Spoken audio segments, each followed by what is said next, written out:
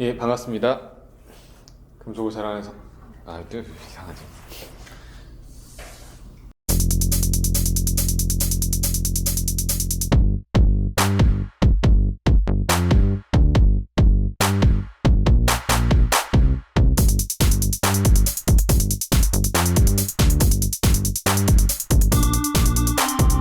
반갑습니다. 금속을 사랑하는 수강생 여러분, 성영입니다.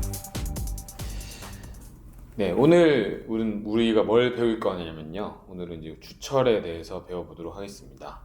우리가 지금까지 이 주조 조직의 핵 생성, 그 다음에 성장 이런 기구들에 대해서 알아봤고, 나중에 이제 덴드라이트, 그 다음에 뭐 주상정, 컬럼나 주상정 조직, 덴드라이트, 수지상정 조직 이런 조직들이 만들어지는 것들을 살펴봤는데요. 이제 실제로 어떤 소재를 우리가 만들 수 있는가 살펴보도록 하겠습니다. 그 중에서 여러분들이 가장 널리 주변에서 볼 수 있는 소재가 바로 철이 되겠죠. 철이 바로 이제 캐스팅을 통해서 만들게 되면, 주조를 통해서 만들게 되면 주철이라고 합니다. 주조로 만든 철이죠. 영어로는 캐스트 아이언이라고 하고요.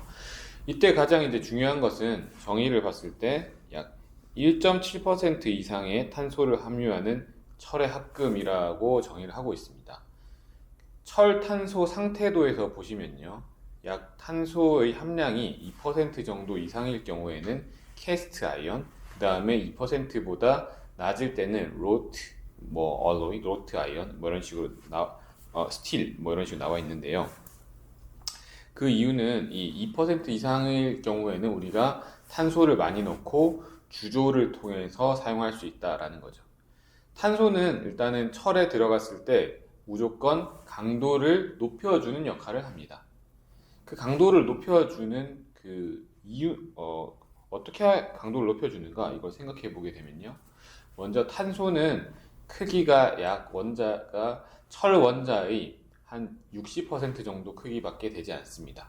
그래서 크기가 작기 때문에 이 철 원자 사이사이에 잘 끼어 들어갈 수가 있는 거죠. 그럼 끼어 들어가 있던 그런 탄소들이 어떤 역할을 하느냐? 이 철을 더욱더 튼튼하게 강도를 높여주는 그러한 고용 강화 효과가 있는 겁니다. 그래서 탄소가 들어가게 되면은 강도가 높아지게 되고요. 뿐만 아니라 마르텐사이트에서도 탄소가 들어가 있기 때문에 강도가 높아지는 것들을 또 알 수가 있습니다. 반면 이제 탄소가 들어가게 되면은 강도는 높아지지만 이런 연신율은 떨어지게 되고요. 또 인성도 떨어지게 되고 소재가 취성이 되어서 잘 깨지게 됩니다. 그래서 단단하고 부서지기 쉬운 형태의 철이 되겠죠. 그래서 그렇기 때문에 이 탄소가 많이 들어간 경우에는 그 모양 그대로 사용하는 것은 무리가 전혀 없습니다. 하지만 그것을 가지고 나중에 다시 가공을 해서, 즉 단조나 아변과 같은 소성 가공을 해서 다시 또 사용하는 것은 힘들겠죠. 그래서 우리가 주조제의 반대말이 전신제라고 하는데요. 전신제가 바로 로트 얼로이라고 하는 겁니다. 로트 얼로이 같은 경우에는 탄소 함량이 2%보다 낮기 때문에 쭉쭉 잘 늘어나기도 하고, 그래서 나중에 아변이나 다른 단조나 이런 공정들을 통해서 형상을 만들 수 있는 반면, 주조제 같은 경우에는 2% 정도의 높은 탄소 함량을 갖고 있기 때문에 여기에서 다른 가공을 통해서 만들기가 힘든 거죠. 그래서 우리가 이 주철의 경우에는 바로 그냥 그 모양 그대로 사용하게 되는 겁니다.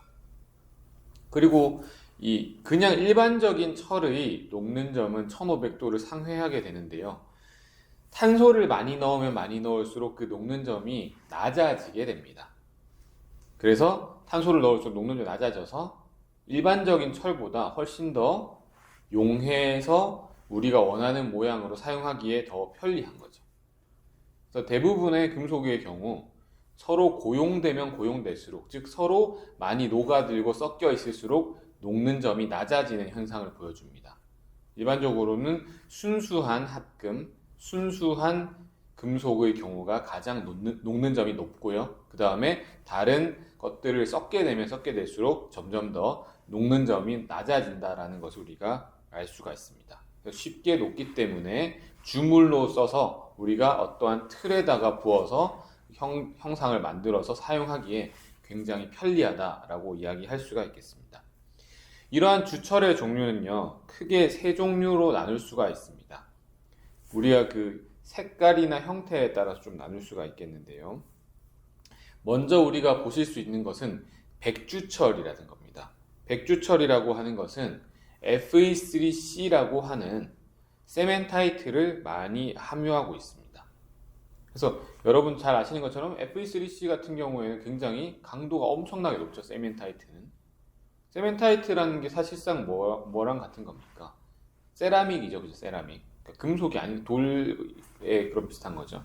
그러니까 훨씬 강도는 높은 반면 인성은 낮습니다. 세멘타이트가 주로 포함되어 있기 때문에 강도도 높고, 또한 여러분들이 금속보다는 당연히 이러한 세라믹 같은 그런 것들이 마모가 덜 되겠죠. 그래서 이 내마모성도 우수합니다. 경도가 높다라는 이야기입니다. 그래서 인성은 낮고요. 그 대신 일단 백주철이라고 우리가 이름을 붙인 이유는 바로 이제 우리가 이거를 관찰해 봤을 때 조직이 치밀하고 백색으로 빛났기 때문에 백주철이다라고 이야기들을 하고 있습니다. 그 다음 두 번째로 보실 것은요, 회주철이 되겠습니다. 회에서 아실 수 있는 것처럼 회색이라는 거죠. 자, 회주철의 경우에는 냉각 속도가 좀 느리고, 그 다음에 탄소나 규소가 많은 경우에는 이런 것들이 나중에는 흑연의 형태가 좀 될 수 있거든요. 그러면은 이 탄소가 혼자 남는다라는 거죠. 그러니까 흑연이라는 게 뭐냐 생각해보면, 여러분들 혹시 지금 필기를 하는데 연필이나 샤프를 쓰고 있는 친구들이 있다면은 그 연필 심, 샤프 심이 바로 흑연이 되겠습니다. 흑연이라고 하는 게 사실은 탄소 덩어리입니다. 똑같은 탄소 덩어리인데 탄소 덩어리가 이 결정 구조를 다이아몬드의 구조를 가지고 있으면 그게 이제 다이아몬드라는 보석이 되는 것이고요. 이 판상의 구조를 가지고 있으면 그게 바로 흑연이 되는 겁니다.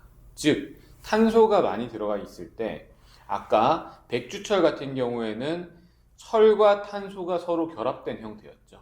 그래서 철이 3개가 있으면은 탄소 하나 해서 Fe3C로 해서 결합된 형태가 바로 세멘타이트가 되겠는데, 여기에서 보시는 것처럼 탄소나 규소가 뭐라고 되어 있습니까? 여기에 탄소나 규소가 많은 경우라고 되어 있죠. 탄소나 규소가 많은 경우.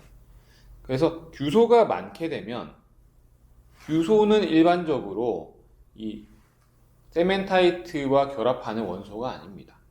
그러니까 세멘타이트랑 규소는 서로 같이 안에 들어가서 결합되는 원소가 아니기 때문에 이 세멘타이트가 많을수록 이러한 다시 하겠습니다. 규소가 많으면 많을수록 이 세멘타이트가 형성되기보다는 탄소가 원래 혼자로 있으려고 하는 경향이 많이 있습니다. 그래서 탄소도 많고 규소도 많다라고 하면은 탄소가 어떻게 되겠습니까? 세멘타이트가 안 되고 혼자 있어요. 탄소 혼자 있으면 그게 뭐라 그랬죠? 흑연이 되는 겁니다. 그래서 흑연의 형태로 되어 있는 것들이 많고요. 세멘타이트가 아닌 이 흑연의 형태들이 많이 있으니까 이 백주철에 비해서 강도는 좀 낮지만 그래도 이 다른 이 Fe라는 부분들이 덜 뺏겼죠. 자, 백주철 같은 경우에 Fe3C가 돼버리니까 이 인성이 우수한 Fe라는 소재 자체가 당연히 인성이 우수한 소재거든요. 철강, 금속, 철강 소재, 철강이기 때문에, 철이기 때문에. 근데 이 Fe3C가 되면서 얘들이 뺏겨버리는데, 그냥 탄소가 있으면, 탄소가 그냥 흑연이 되어 있으면 Fe가 뺏기진 않죠. 그죠? 그래서 상대적으로 회주철이 백주철에 비해서 인성이 우수할 수밖에 없습니다. 그 다음에 이 단면을 관찰해 봤을 때는 흑연은 당연히 여러분 연필심, 샤프심이 무슨 색깔입니까? 검은색이죠. 그죠? 흑색, 검은색의 흑연이 덮여 있기 때문에 전반적으로 봤을 때는 검은색도 있고, 그 다음에 철 같은 경우는 사실은 이제 은색으로 빛나잖아요. 그죠? 막 섞여 있으니까 회색으로 보이는 겁니다. 그래서 이것을 우리가 회주철이라고 합니다. 마지막으로 보실 거는요, 이제 구상 흑연 주철이라고 하는 건데요. 이 구상이라고 하는 게 뭐냐면은 구의 형태다라는 겁니다. 그래서 이 구상이라고 하는 것이 구의 형태. 그래서 이런 구의 형태를 갖고 있다라는 것이 되겠고, 구의 형태를 갖고 있는 것이 바로 이제 이 흑연이 구상이라는 거죠. 나중에 그림에서 나오겠지만 회주철에서의 흑연은 구상의 형태가 아닙니다. 그러니까 약간 뭔가 이 스노우플레이크, 약간 눈꽃송이 같은 그런 모양들, 막 그런 약간 꽃송이처럼 약간 그런 모양, 불규칙하면서도 약간 규칙적인, 나중에 그림을 보시면 아실 텐데요. 이 여기에다가 마그네슘이나 칼슘을 넣고 또 약간 뭐 여러 처리, 열 처리 같은 걸 좀 하게 되면은 이 흑연이 이 구상으로 바뀌게 됩니다. 그 이유는 우리가 이 구상이 되는 것이 가장 안정적인 것이 되기 때문이죠. 그래서 이 구상이 되니까 아예 이 회주철보다도 강도도 높고 그 다음에 인성도 우수한 주철이 됩니다. 그래서 조금은 이 덕틸리티, 연성이 필요한 기계 부품이나 수도관 등에 사용하고 있습니다. 그래서 인성이 구상흑연 주철이 더 우수하다라는 것들을 보실 수가 있겠습니다. 자, 이런 것들은 이제 더 조금 더 이 분류를 해서 자세하게 보도록 하겠습니다. 이 냉각 속도에 대한 이야기를 우리가 했는데요. 이 냉각 속도가 증가하게 되면 이 관행도도 증가하게 됩니다. 자, 관행을 증가시키는 방법은 두 가지가 있겠는데요.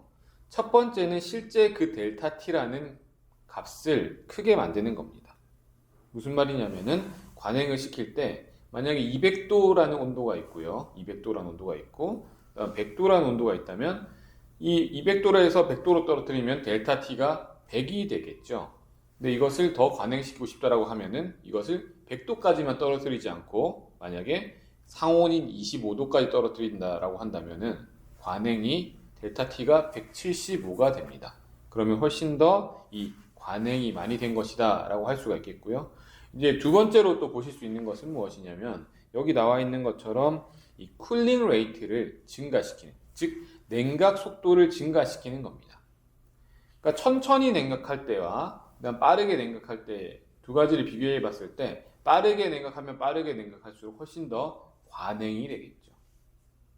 그래서 이러한 것들을 생각할 수가 있겠고요. 그러면 우리가 이 냉각 속도를 빠르게 하게 되면은 이 관행이 되기 때문에 어떻게 되겠습니까? 관행이 많이 되면 많이 될수록 불균일 핵생성보다는 균일 핵생성 쪽으로 약간 가는 그런 것들 여러분들이 지난 시간에 많이 배우셨습니다. 자, 그래서 이 관행이 되면 될수록 그러면은 그레인 핵생성 사이트가 굉장히 많아지게 되죠. 그죠? 많은 곳에서 핵생성을 할 수 있기 때문에 여기 나와 있는 것처럼 이 그레인의 개수가 굉장히 많아집니다. Large number of eutectic grains. 그래서 많은 양의 그레인들, 결정립이 생긴다라는 것이 되겠고, 왜냐? 핵생성 사이트가 많아지기 때문이죠. 그 다음에 보실 수 있는 것은 여기서 또 관행이 되면 될수록 성장 속도 또한 증가합니다. 그래서 increased growth rate라고 되어 있죠. 성장 속도도 증가한다. 그래서 왼쪽에 있는 것은 핵생성에 대한 이야기가 되겠고요. 오른쪽에 있는 것은 성장에 대한 이야기인데 이 냉각 속도가 빠르면 빠를수록 관행도가 커져서 핵생성 사이트의 수가 많아지고 결정립의 수도 많아진다. 또한 성장 속도도 빨라진다라는 겁니다. 자, 성장 속도가 빨라지기 때문에 얘들이 가만히 성장할 때는 뭐 이제 덩어리 있게 성장하겠지만 빨리빨리 성장하려면 어떻게 해야겠습니까? 자, 생각해 보십시오. 만약에 여러분들이 친구들이 만약에 여러분들이 지금 있는 그 방 안에 한 대여섯 명 정도 모여 있다라고 해보겠습니다. 근데 거기에다가 여러분들에다가 그 등에다가 물감통을 하나씩 이제 달아보겠습니다. 물감통을 달고 여러분들이 최대한 빨리 그 공간에서 멀어지라라고 이제 주문을 해보겠습니다. 그러면 어떻게 되겠습니까? 여러분들이 최대한 빨리 이렇게 멀어지면서 이제 도망가는데 그 사이에 물감통이 있으니까 여러분들이 이제 간 궤적이 보이겠죠, 그죠? 그럼 그런 궤적들이 어떤 식으로 보이겠습니까?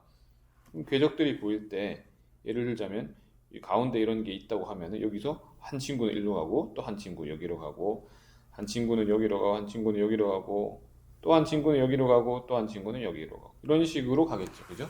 이거를 뭐라고 합니까? 우리가 가지치기죠. 그죠? 브랜칭이라고 하는 겁니다.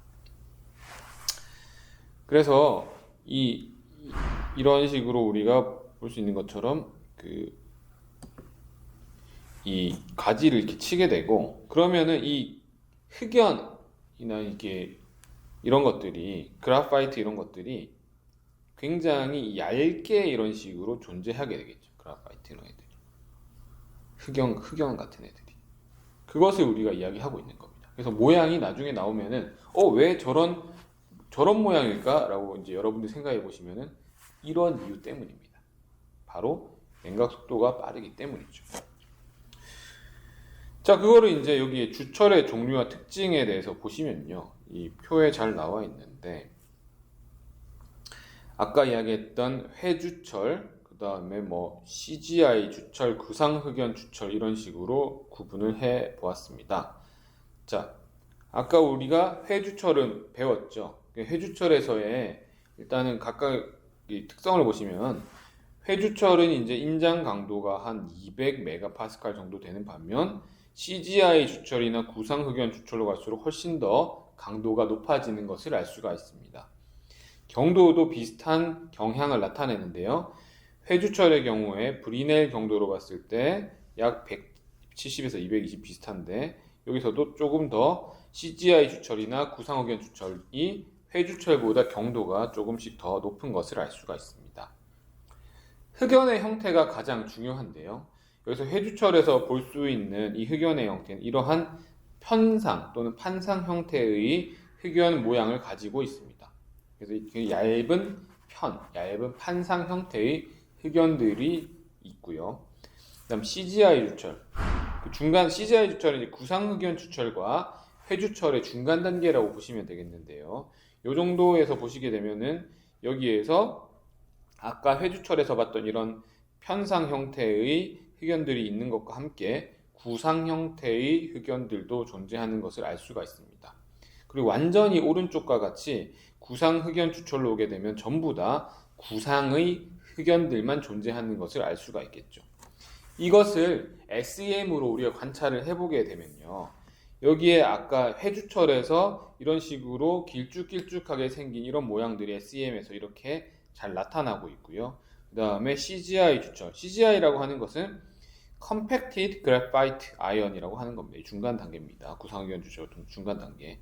그래서 이런 식으로 뭐 이 편상도 있고 또 이런 어떤 것도 있습니까? 구상도 있죠. 그 다음에 이 구상흑연 주철은 어떤 사람들이 이제 이게 이 인성이 높고 하기 때문에 연성이 높으니까 덕타일하다 해서 덕타일 아이언이라고도 하는데요.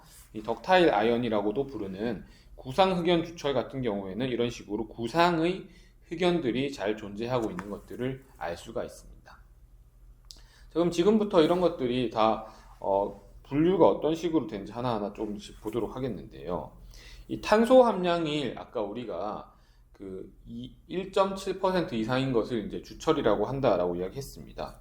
그래서 우리가 일단 여기에서 한 2.5%에서 한 4% 정도 되는 탄소 함량이 가지는 것들을 가지고 이야기해 보겠습니다. 그래서 이제 여기 보시는 것처럼 하이포 유택틱 알로이라고 되어 있거든요. 그래서 하이포라고 되어 있는 것들이 유택틱 전 단계라는 거죠. 그래서 하이포는 전이라는 것이고 하이퍼가 되면 넘어갔다라는 것이 되겠거든요. 그래서 하이포 유택틱이니까 유택틱 조성까지는 가지 않은 전 단계다라는 이야기를 하는 것이고요. 자, 여기에서 이 미세 조직을 잘 보시는 것처럼 이 fast cool, 그래서 빨리 냉각한 경우, moderate cool, 중간 정도로 냉각한 경우, slow cool, 천천히 냉각한 경우 이렇게 세 가지가 나누어지고 있는데요. 여기에서 이제 빨리 냉각한 경우가 뭐냐면 바로 이제 이 백주철이 되겠습니다. White CI라고 되어 있는데 C가 뭐라고 그랬죠? 캐스트가 되겠고요. I가 아연이 되겠습니다. 그래서 뭐 옆에 백주철이라고 쓰시면 되겠죠. 그 다음에 중간 정도로 이제 냉각을 했을 때가 이 회주철이 되는데 가장 느리게 냉각을 했을 때도 회주철이 있긴 합니다. 그래서 두 회주철이 어떤 식으로 구분될 수 있는지 보시면요.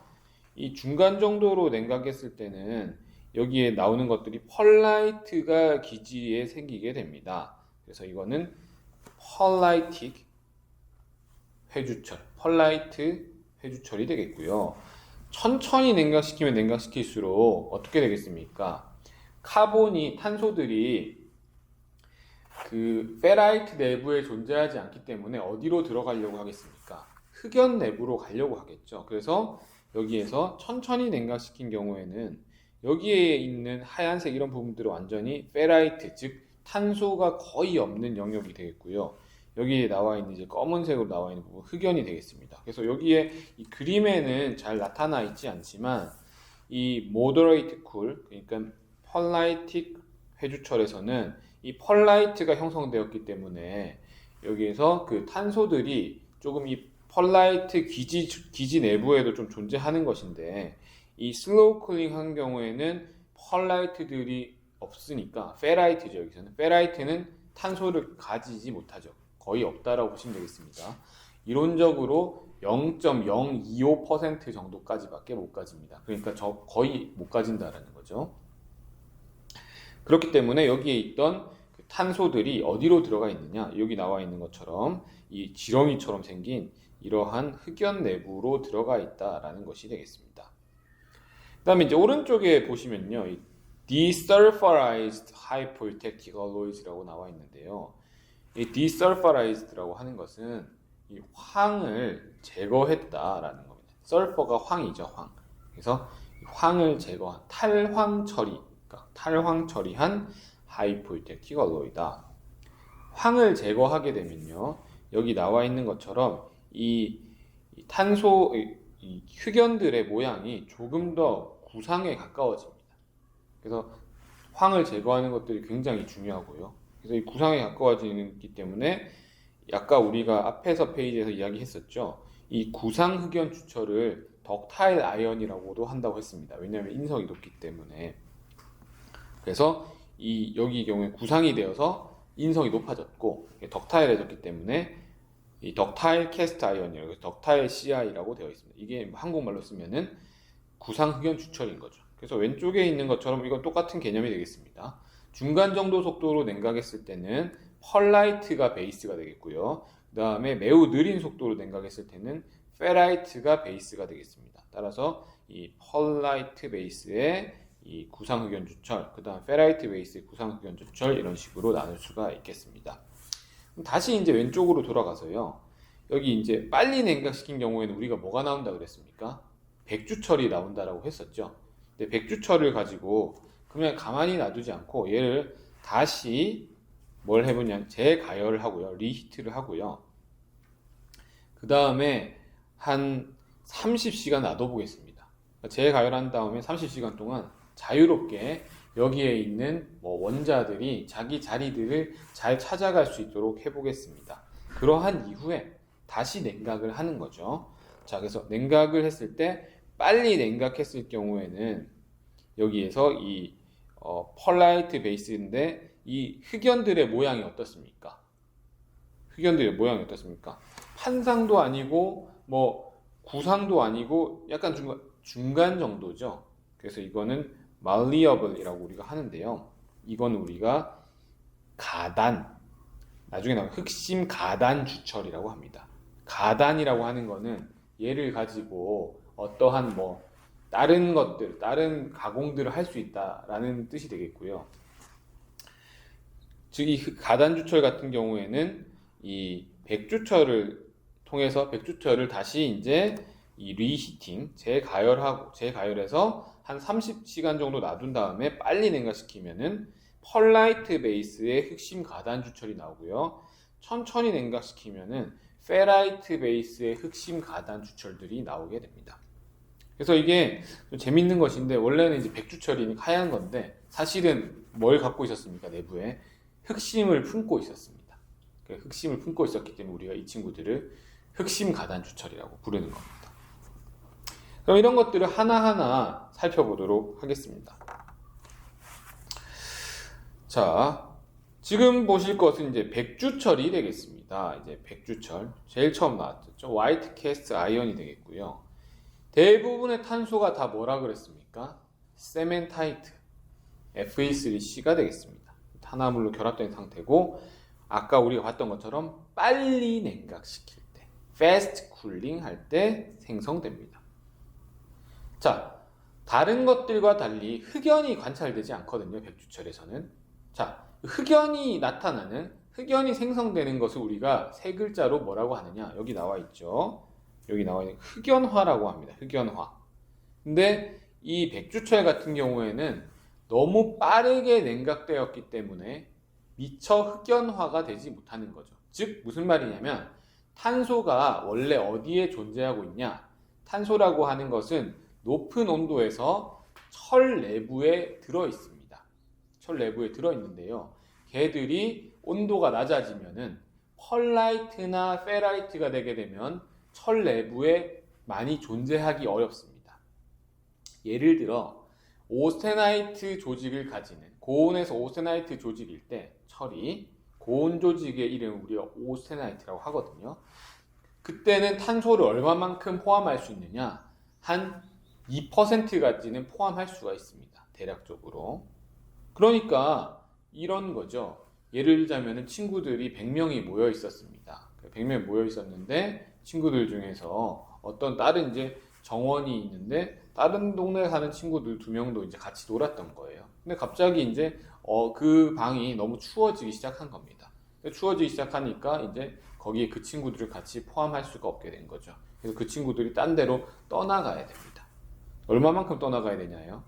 원래는 2%까지 들어갈 수 있는데 페라이트가 되게 되면 0.025%니까 거의 몇 배가 차이가 나는 겁니까? 0.2만 차이 나도 10배인데 0.02니까는 100배, 그러니까 40, 몇 배 정도 차이 나나요? 엄청 많은 차이가 나죠, 그죠? 그래서 2와 0.25니까 0.025니까 엄청나게 많은 차이가 난다라고 생각하실 수가 있겠고요. 자, 대충 0.025라고 하니 계산이 잘 안 돼. 대충 0.02라고 하면 대충 거의 뭐 한 50배에서 100배 정도 차이 난다라고 보시면 되겠습니다. 자, 그래서 이 얘들이 거기 있을 수 없으니까 딴 데로 떠나가서 자기들끼리 모여있게 되는데 그걸 우리가 뭐라고 한다고 했죠? 흑연화라고 한다고 했습니다. 그래서 흑연화가 일어나는데 여기에서 이제 미세조직 백주철에서는 이 흑연화가 일어나지 못하는 거죠. 백주철 미세조직은 이러한 세멘타이트와 펄라이트 등으로 이제 이루어져 있습니다.